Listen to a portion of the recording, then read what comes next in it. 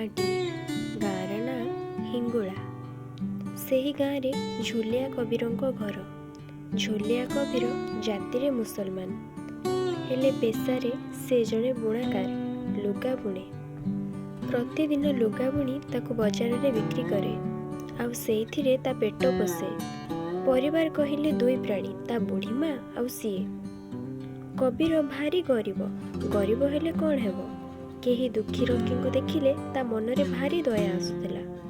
ଭୋକିଲା ଲୋକଙ୍କୁ ଦେଖୁଥିଲେ ତାଙ୍କୁ ଖାଇବାକୁ ଦେଉଥିଲା। ପର ଦୁଃଖରେ ତା ପ୍ରାଣ କାନ୍ଦି ଉଠୁଥିଲା। ଆଉ ତା ଘର କହିଲେ ଝୁମ୍ପୁଡ଼ି, ନୁଆଣିଆ ଚାଳ ଘର। ଘରକୁ ଯଦି କେହି ଅତିଥି ଆସୁଥିଲେ ତାଙ୍କୁ ଆଦର ସମ୍ମାନ କରୁଥିଲା। ଶାଗ ପଖାଳ ହେଉ ପଛେ ଖାଇବାକୁ ବାଢ଼ି ଦେଉଥିଲା। କବିର ଜାତିରେ ମୁସଲମାନ, କିନ୍ତୁ ସେ ସାଧୁ ସନ୍ଥ ଯୋଗୀ ବୈଷ୍ଣବଙ୍କ ସେବା କରିବାରେ କେବେ ହେଳା କରୁନଥିଲା। କେବେ ଦିନେ ସେ ସାଧୁ ସନ୍ଥମାନଙ୍କ ଠାରୁ ଶୁଣିଥିଲେ ଯେ ଏ ଜଗତର ଏକମାତ୍ର ନାଥ ପ୍ରଭୁ ଜଗନ୍ନାଥ ବୋଲି। ସେବେଠୁ ତନ୍ନ ମନ ସବୁକିଛି ପ୍ରଭୁ ଜଗନ୍ନାଥଙ୍କୁ ସମର୍ପି ଦେଇ ନିଜର ସାଂସାରିକ ଧର୍ମ ପାଳନ କରୁଥାନ୍ତି। କେବେ କେବେ ଏମିତି ବି ହେଇଛି, ଯୋଗୀ ଭିକାରୀ ଘରେ ପହଞ୍ଚିଲେ ନିଜ ପାଇଁ ଥିବା ଖାଦ୍ୟକୁ ଦେଇ ଝୁଲିଆ ଆଉ ତାର ବୁଢ଼ୀ ମା ଉପାସରେ ଶୋଇ ପାଣି ମୁନ୍ଦାଏ ବି ଶୋଇପଡ଼ନ୍ତି। ସେଇଥିରେ ପୁଣି ଆନନ୍ଦ କହିଲେ ନ ସରେ। ଝୁଲିଆଙ୍କର ଏପରି ସ୍ୱଭାବରେ ଗାଁ ଲୋକ ଭାରି ଖୁସି ହୁଅନ୍ତି, ଆଉ ଝୁଲିଆକୁ ମଧ୍ୟ ଭାରି ଭଲ ପାଆନ୍ତି। ଦିନକର କଥା, କବିରର ଭଲପଣ ଆଉ ଉଦାରତାକୁ ପରୀକ୍ଷା କରିବା ପାଇଁ ସ୍ୱୟଂ ଭଗବାନ ଜଣେ ଜୀର୍ଣ୍ଣ ଶୀର୍ଣ୍ଣ ବୁଢ଼ା ବ୍ରାହ୍ମଣ ବେଶରେ ତା ଗାଁରେ ଆସି ପହଞ୍ଚିଲେ। ବ୍ରାହ୍ମଣ ଜଣକ ବାଟସାରା ଝୁଲିଆ କବିରର ଘର ପଚାରି ପଚାରି ତା ଘରେ ଆସି ପହଞ୍ଚିଲେ। ଚାଲି ଚାଲି ଭାରି ଥକି ଯାଇଥାନ୍ତି। କବିରର ପିଣ୍ଡାରେ ଆସି ବସି ପଡ଼ିଲେ। ପାଣି ପାଣି କହି ଡାକ ଛାଡ଼ିଲେ। କବିର ଅଜଣା ଲୋକର ଡାକ ଶୁଣି ଘରୁ ବାହାରି ଆସିଲେ। ସେତେବେଳକୁ କବିର ତାର ଲୁଗା ବୁଣା ସାରି ବଜାରକୁ ବାହାରି ସାରିଥାଏ। ହାତରେ ଥାଏ ଦୁଇଟି ଲୁଗା।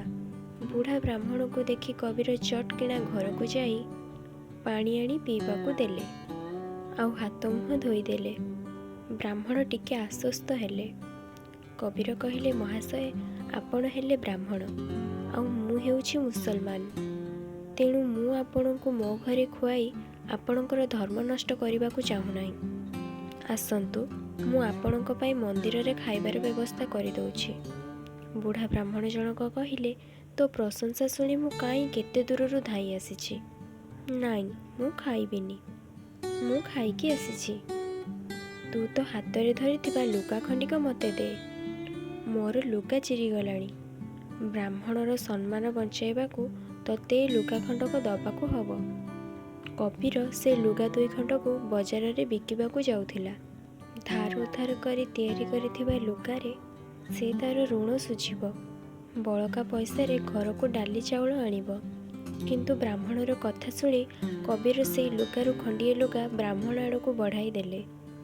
ଏଥର ବ୍ରାହ୍ମଣ କହିଲେ, ଅଣ୍ଟାରେ ଲୁଗା ପିନ୍ଧି ଯଦି ବ୍ରାହ୍ମଣ କାନ୍ଧରେ ଖଣ୍ଡେ ଲୁଗା ନ ପକାଏ ତେବେ ଭଲ ଲାଗିବନି। ଦାନ ଦେଇ ଦକ୍ଷିଣା ନ ଦେଲେ ଦାନ ଅସମ୍ପୂର୍ଣ୍ଣ। ତେଣୁ ତୁ ମୋତେ ଆର ଲୁଗାଟକୁ ବି ଦେ, ନହେଲେ ତୋ ଦାନର କିଛି ମୂଲ୍ୟ ରହିବନି। ଏତକ ଶୁଣି କବିର ଆର ଲୁଗାଟିକୁ ବି ବ୍ରାହ୍ମଣଙ୍କୁ ଦେଇଦେଲେ। ଆଉ କବିର ଅତି ବିନମ୍ରତାର ସହିତ କହିଲେ, ବ୍ରାହ୍ମଣ ମହାଶୟ, ମୁଁ ଏତେ କଥା ଜାଣିନଥିଲି, ମୋତେ କ୍ଷମା କରନ୍ତୁ। ତାପରେ କବିର ବୁଢ଼ା ବ୍ରାହ୍ମଣଙ୍କୁ ଆଦର ସତ୍କାର କରି ବିଦାୟ ଦେଲେ। ନିଜେ ଗୋଟିଏ ନିକାଞ୍ଚ ଜାଗାକୁ ଯାଇ ଭଗବାନଙ୍କୁ ପ୍ରାର୍ଥନା କଲେ, ହେ ପ୍ରଭୁ, ତୁମେ ତ ଅନ୍ତର୍ଯ୍ୟାମୀ। ତମ ଇଚ୍ଛାରେ ମୋ ସଂସାର ଚାଲିଛି, ଏଣିକି ତମ ଇଚ୍ଛା। ଭଗବାନ କବିରର ମନ କଥା ବୁଝିଲେ। ଗାଁ ବାହାରକୁ ଯାଇ ନିଜର ବ୍ରାହ୍ମଣ ବେଶ ବଦଳାଇ ଜଣେ ଗୋପାଳ ବେଶ ଧାରଣ କଲେ। ଗୋଟିଏ ଭାରରେ ଡାଲି ଚାଉଳ, ଘିଅ ମହୁ ଆହୁରି ଅନେକ ଜିନିଷ ଧରି ଠିକ୍ ସନ୍ଧ୍ୟାବେଳେ ଯାଇ କବିରର ଘରେ ପହଞ୍ଚିଲେ। ସେତେବେଳକୁ କବିର ଘରେ ତା ମା ଏକା ଥାଏ। ସନ୍ଧ୍ୟା ହୋଇଯାଇଥିବାରୁ କବିର କଥା ତା ମା ଚିନ୍ତା କରୁଥାଏ। ଘରେ କିଛି ବୋଲି କିଛି ନାହିଁ। ଏତେ ବେଳ ହେଲାଣି, କୁଆଡ଼େ ଯାଇଛି କେଜାଣି, ଆସୁନି କାହିଁକି, ଏମିତି ଅନେକ କଥା ଭାବୁଥାଏ। ଠିକ୍ ସେତିକି ବେଳେ ଗୋପାଳର ପାଟି ଶୁଣି କବିରର ମା ଘରୁ ବାହାରି ଆସିଲେ। ଦେଖିଲେ କାନ୍ଧରେ ଭାର ବୋଇ ଗୋପାଳ ପିଲାଟି ଛିଡ଼ା ହୋଇଛି। ଗୋପାଳ ପିଲାକୁ ଦେଖି କବିରର ମା କହିଲେ, ପୁଅ ଘରେ ନାହିଁ, ବଜାରକୁ ଲୁଗା ବିକିବାକୁ ଯାଇଛି। ଏଯାଏଁ ଆସିନି, ହେଲେ ଭାରରେ କ'ଣ? ଗୋପାଳ କହିଲେ, ମା, ଏସବୁ ତମ ପୁଅ ଝୋଲିଆ ପଠେଇଛି। ୟାକୁ ଘର ଭିତରକୁ ନେଇ ରଖ। ଝୋଲିଆର ମା ଏତେ ଗୁଡ଼ିଏ ଜିନିଷ ଦେଖି ପ୍ରଥମେ ବିଶ୍ୱାସ କଲା ନାହିଁ। ପରେ ଭାବିଲା ବୋଧେ 2 ଖଣ୍ଡ ଯାକ ଲୁଗାକୁ ବିକି ଘର ପାଇଁ ସବୁ ଜିନିଷ କିଣି ଆଣିଛି। ସେଇ କଥା ଭାବି ଝୋଲିଆ କବିରର ମା ଘର ଭିତରକୁ ଜିନିଷତକ ନେଲେ। ହେଲେ ଆଶ୍ଚର୍ଯ୍ୟର କଥା, ଝୋଲିଆର ଘର ପୁରିଗଲା, ହେଲେ ଭାରରୁ ଜିନିଷ ସରୁନଥାଏ। ଝୋଲିଆର ମା କହିଲେ, ଆରେ ପୁଅ, ସତ କହିଲୁ ତୁ କିଏ? ତୁ କି ମନ୍ତ୍ର ଜାଣିଛୁ କିରେ? ଏତିକି ଭାରରେ ଏତେ ଜିନିଷ ଆସୁଛି କୁଆଡ଼ୁ? ଏତେ ଜିନିଷ ରଖିବାକୁ ମୋ ଘରେ ଆଉ ଜାଗା ନାହିଁ। ହଉ ରହ, ମୋ ପୁଅ ଆସୁ, ତତେ ତ ମୂଲ ଦେଇଦବ। ଗୋପାଳ ପୁଅ କହିଲେ, ମା, ତମ ପୁଅ ମୋତେ ଆଗରୁ ମୂଲ ଦେଇଛି। ଏଥର କବିରର ମା ତାକୁ ଅତି ଶ୍ରଦ୍ଧାରେ ଘରେ ବସିବା ପାଇଁ କହିଲେ। ତୁ ଟିକିଏ ରହ, ମୁଁ ତୋ ପାଇଁ ରୋଷେଇ କରିଦେଉଛି। ଗୋପାଳ ହସି ହସି କହିଲେ, ନାଇଁ ମା, ମୁଁ ଆଜି ଯାଉଛି, ଆଉ କେଉଁ ଦିନ ଆସେ, ସେଦିନ ଖାଇବି। ହେଲେ ଏବେ ମୋର ଅନେକ କାମ। ଏତିକି କହି ଗୋପାଳ ସେଠୁ ଚାଲିଗଲେ।